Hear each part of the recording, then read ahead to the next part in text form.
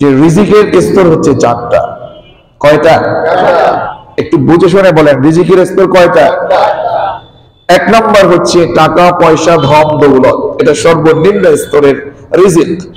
দুই নম্বর হচ্ছে সুস্থতা, সুবহানাল্লাহ, এটা রিজিক। তিন নম্বর হচ্ছে নেক সন্তান আর নেককার স্ত্রী, সুবহানাল্লাহ, এটাও রিজিক। চতুর্থ স্তর হচ্ছে আল্লাহ তাআলার সন্তুষ্টি, সুবহানাল্লাহ। তার মানে যা কিছু করব না কেন সেটার ভিতরে আমাদের সবচেয়ে বড় নিয়াত এবং ইচ্ছে থাকবে, প্রত্যেকটা কাজ হবে কার সন্তুষ্টির জন্য। আজকে এখানে এসেছেন, এটা সপ্তাহে একবার পড়া লাগে এজন্য এসেছেন, নাকি আল্লাহকে খুশি করবার জন্য এসেছেন? আল্লাহকে খুশি করবার জন্য এসেছি। দেখুন, আল্লাহ তাআলা যদি আমাদের উপর বেজার হয়ে যায়, আল্লাহ তাআলা যদি আমাদের উপর বেজার থাকে, আল্লাহ যদি আমাদের উপরে অসন্তুষ্টি থাকে, আমরা তাহলে কপাল পোড়াদের ভাগ্যের মধ্যে চলে যাব, ঠিক কিনা বলুন? সেজন্য মহান রবের এই রিজিক পেয়ে আমরা শুকরিয়া আদায় করব। কি করব? শুকরিয়া আদায় করার মাধ্যম কি? শুধু কিন্তু আলহামদুলিল্লাহ নয়, শুকরিয়া আদায়ের সবচেয়ে বড় মাধ্যম হচ্ছে আমাদের মহান রবের ইবাদত করে শুকরিয়া আদায় করা, সুবহানাল্লাহ।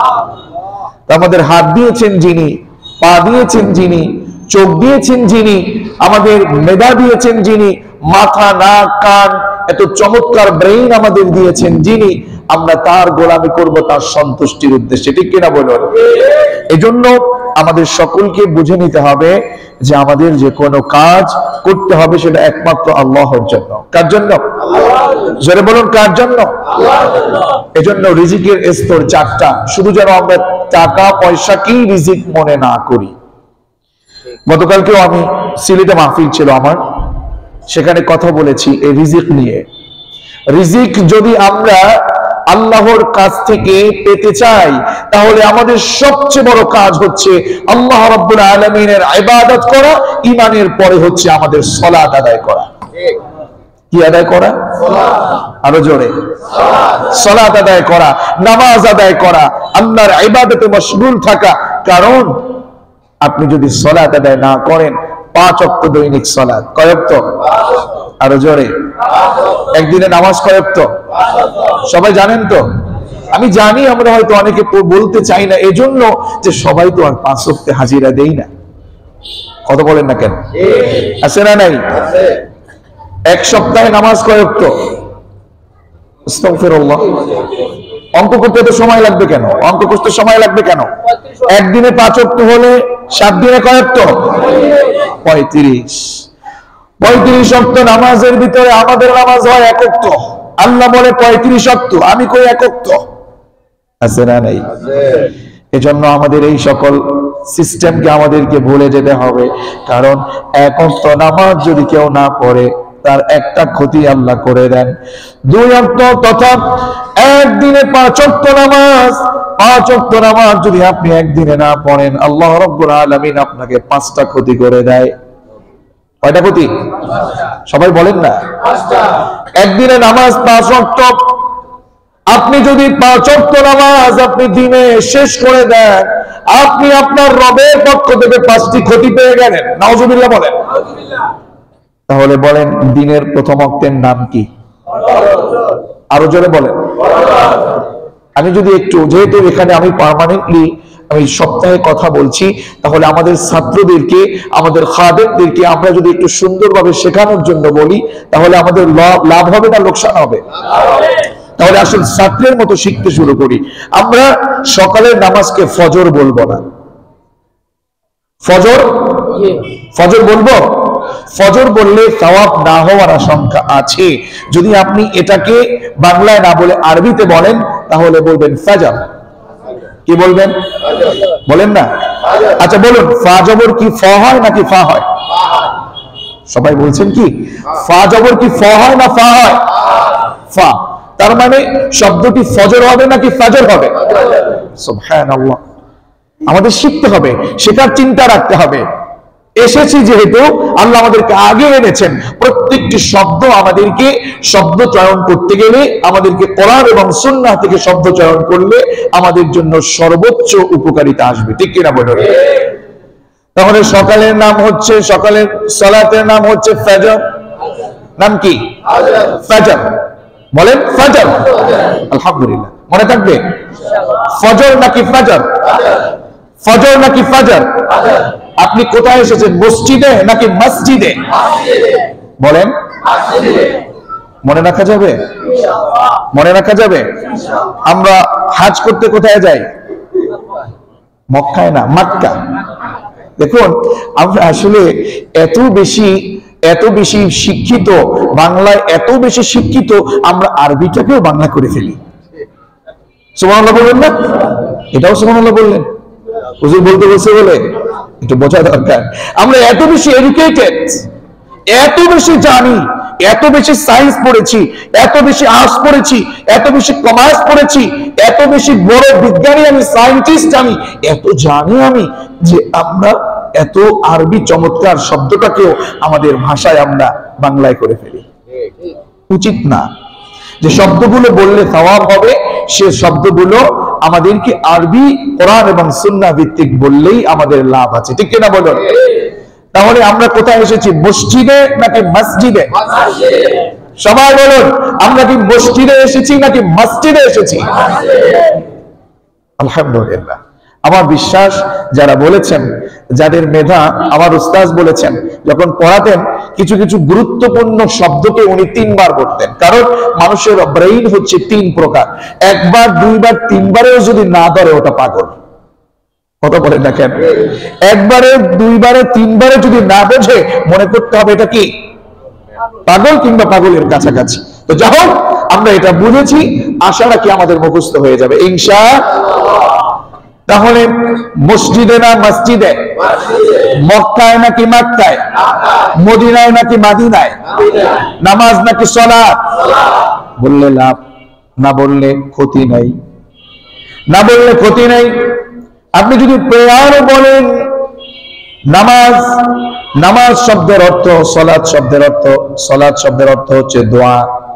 সালাত অর্থ কি? আমরা কিন্তু এখানে দোয়ায় আসি, আমরা এখানে আল্লাহ রাব্বুল আলামিনের গোলামিতে আসি। সালাত মূলত অর্থ হচ্ছে প্রেয়ার, দোয়া। আমরাই সালাতের মাধ্যমে দোয়া করি কার কাছে? আরো জোরে, কার কাছে? এজন্য আমাদেরকে এই শব্দগুলো যদি আমরা সুন্দরভাবে জ্ঞান অর্জন করে আমরা মিলিয়ে নিতে পারি, তাহলে আমাদের ভবিষ্যৎ প্রজন্ম ধাপে ধাপে ধীরে ধীরে আরবি গুলো শিখতে ইনশাআল্লাহ। তাহলে আল্লাহ যদি কবুল করেন, আমরা ফজর পড়বো নাকি পড়বো না? পড়বো নাকি পড়বো না? আমি যদি আজকে বলি এখন যে আজকে জুমার সালাতে এসেছেন, এই জুমার সালাতে এসেছেন ঠিক, ফজরের সালাত কে কে জামাতে পড়েছেন, এটা যদি পরীক্ষা করতে যাই, দেখবেন অধিকাংশের হাত এখানে উঠবে।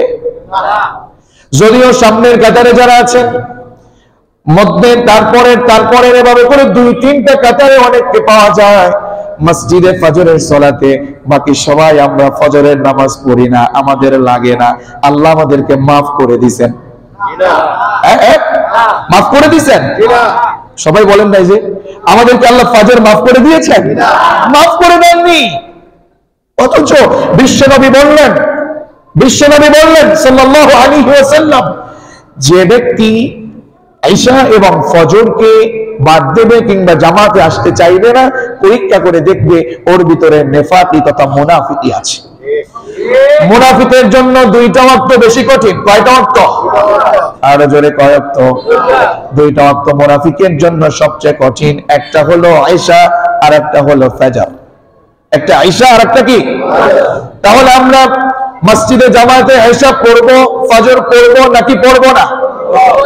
আমি একটু বোঝানোর জন্য আপনাকে বলছি, আমার কলিজার টুকরো তরুণ আর যুবকেরা, নামাজ না পড়ে, সালাত আদায় না করে আমরা যেন আমরা ঘরের ভিতরে বসে না থাকি। আমরা সন্তানাদি নিয়ে আমরা সালাতে আসবো, কারণ আমরা সালাত একে ধাপে ধাপে যদি আমরা সালাত আদায় না করি, ধাপে ধাপে আমাদের কলব, আমাদের হৃদয়, আমাদের হার্ট, আমাদের মনটা নষ্ট হয়ে যাবে, মরে যাবে, ঠিক কিনা? আমার প্রিয় মুসলমান মুত্তাকিন মুমিনুন ভাইরা, একটু বোঝার চেষ্টা করুন। একদিনে 5 ওয়াক্ত সালাত, এর মধ্যে ফজরের ওয়াক্ত যে না পড়বে, আল্লাহ রাব্বুল আলামিন তাকে যে ক্ষতিটা করে দিবে সেটা বড় মারাত্মক ক্ষতি। আল্লাহ তাআলা তার চেহারার নূরটাকে নষ্ট করে দিবে। নাউজুবিল্লাহ বললেন না? এই নূর কি জানেন? যেদিন আপনি কিয়ামতের ময়দানে উঠবেন, আমার রাসূল বলবে আমার উম্মতকে দেখে দেখে চিনে চিনে আমি নিয়ে যাব। সেদিন তার চেহারা সুন্দর, যারা সালাত আদায় করেছেন, চেহারা যারা ওযু করেছেন, সুবহানাল্লাহ সুবহানাল্লাহ, যারা ওযু করেছেন, ওযু করবার সময় আপনার আমার এই চমৎকার চেহারাটা আল্লাহ তাআলা নূরে পরিপূর্ণ করে দেন। শুধু তাই না, বলেন দৈনিক যদি কেউ একটা নদীতে 5 বার যদি গোসল করে, এর ভিতরে কি শরীরে কোনো ময়লা থাকতে পারে? ঠিক আমরা যারা 5 ওয়াক্ত সালাত আদায় করি, বিশ্বনবী বলেছেন যারা দৈনিক 5 ওয়াক্ত সালাত আদায় করে, ওযু করে, তার অন্তরে মনে কখনো অপবিত্রতা থাকতে পারে না। পারে কি? পারে না। প্রিয় মুসলমান, মুত্তাকুল মুমিনুন ভাইয়েরা, না আমরা সালাত ছেড়ে দিতে পারি না। এই সালাত ছেড়ে দেওয়ার মানে হলো আমরা কুফরির দিকে ধাবিত হয়ে যাওয়া। ঠিক কি না? সালাত আপনি ছেড়ে দিলেন, নামাজ আপনি ছেড়ে দিলেন।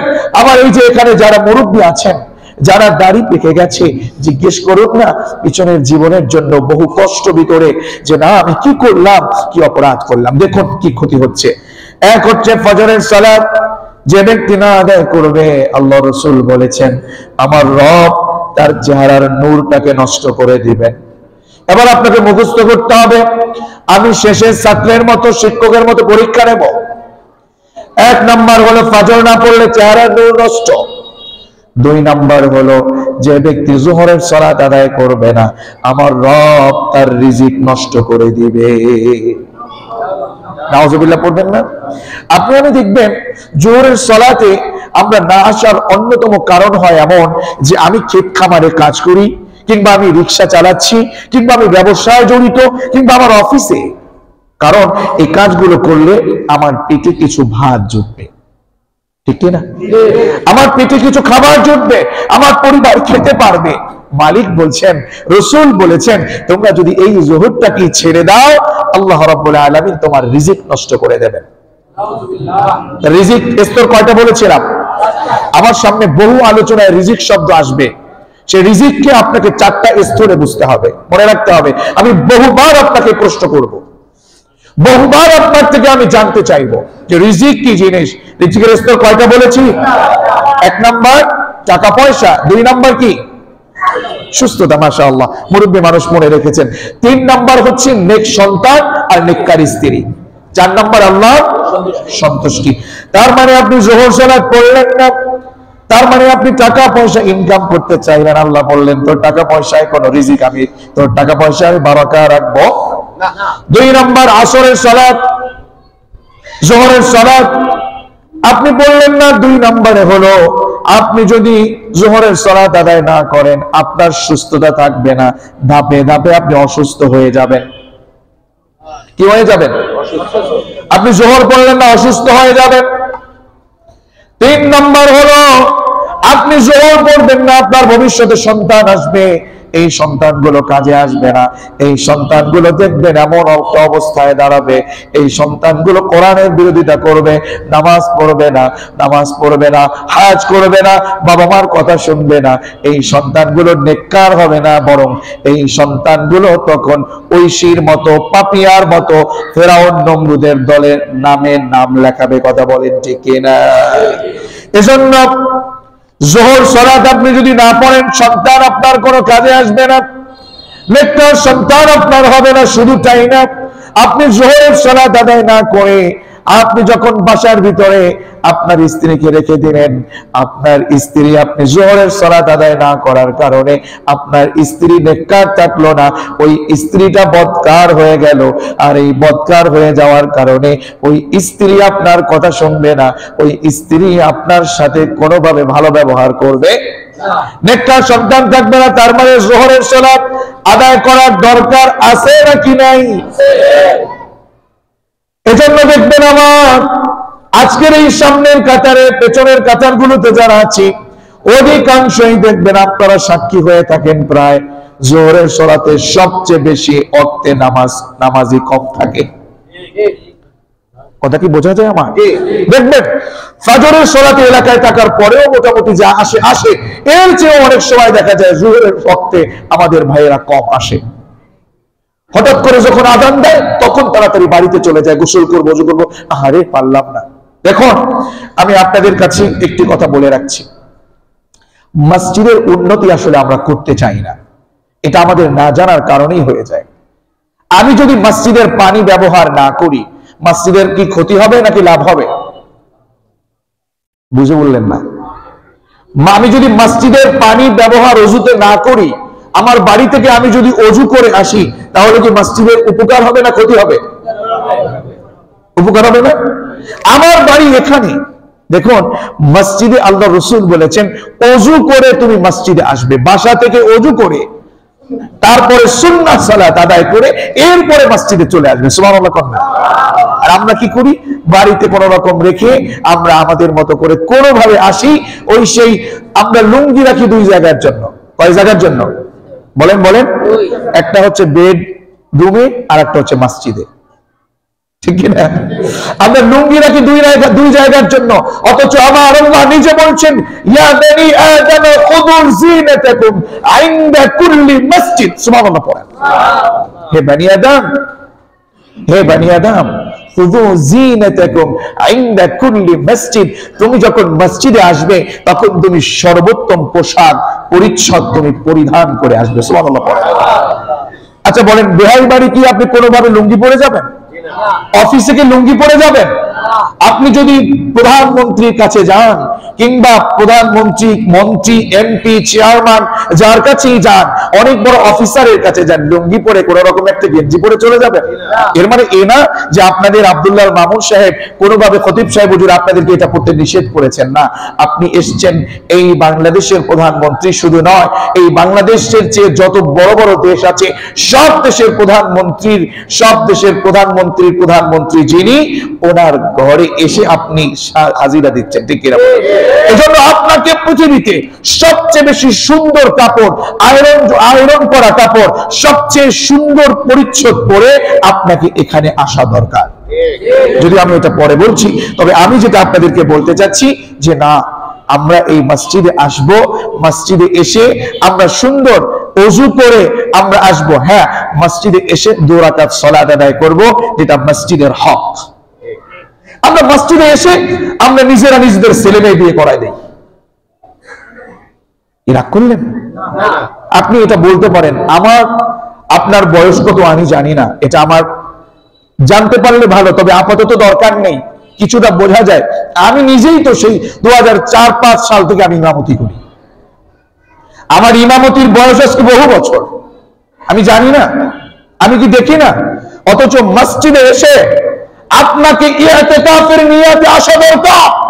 আর ইতিকাফের নিয়ত না করে আমার অনেক টাকা আছে, আমার অনেক ক্ষমতা আছে, আমার এটা আছে সেটা আছে, এটা মনে করে ভাবসাব নেওয়ার জন্য একেবারে এখানে বসে জোরে জোরে আওয়াজ করি, ইতিকাফ ছুটে যায়। অথচ রাসূল বলেছেন মসজিদে আসবো আমরা ইতিকাফের নিয়ত করে, ঠিক কিনা? কিসের নিয়ত করে? আচ্ছা, ইতিকাফ যদি কেউ আর রমাদান মাসে এখানে করে, আর ওই লোকটা বেশি বেশি কথা বলে, আওয়াজ করে কথা বলে, আপনার কাছে কি ভালো লাগবে? তাহলে কেন আপনি মসজিদে এসে আওয়াজ করছেন? কেন আপনি আওয়াজ করছেন? আপনার যদি বিবেক থাকে, এই বিবেক দিয়ে তো আপনি মসজিদে এসে আওয়াজ করতে পারেন না। তো যাই হোক, মসজিদে আসার বহু আদব আছে। আমার গত সপ্তাহের কিছু আলোচনা জমেছিল, যে কারণে আমি মসজিদের পুরো বিষয়টাকে আগামী সপ্তাহের জন্য রেখেছি ইনশাআল্লাহ। বাকি অংশটুকু আমি আজকে বলছি, তবে এর পূর্বে আমি বলবো, আজকে থেকে আমরা বাড়িতে ওযু করে এরপর এখানে আসবো। পারা যাবে কি? পারা যাবে কি? এবং বাড়ি থেকে ওযু করার পূর্বে মিসওয়াক করব। কি করব? জোরে বলেন। মিসওয়াক চিনি? মিসওয়াক চিনি? মিসওয়াক করব। মিসওয়াকের অনেক উপকারিতা আছে, সামনে আলোচনায় আসবে ইনশাআল্লাহ। আমরা দেখুন আল্লাহর রাসূলের জীবনী থেকে সাল্লাল্লাহু আলাইহি ওয়াসাল্লাম আমরা শিক্ষা গ্রহণ করি না, এটা আমাদের সবচেয়ে বড় একটা আমাদের দুর্বলতা।